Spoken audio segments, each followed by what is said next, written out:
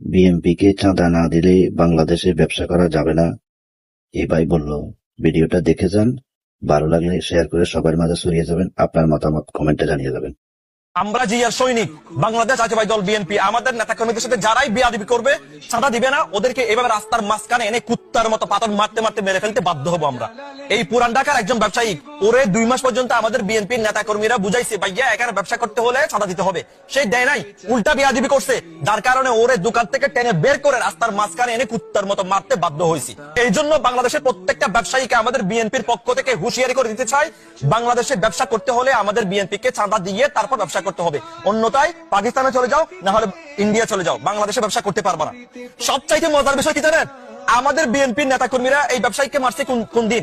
গত বুধবারে, আজকে শুক্রবার, 3 দিন হয়ে গেল, এখনো পর্যন্ত আমাদের বিএনপির একজন নেতা কর্মীকেও অ্যারেস্ট করতে পারে নাই। কারণ বাংলাদেশের ডক্টর ইউনূস থেকে শুরু করে বাংলাদেশের প্রশাসন জানে আমাদের বিএনপি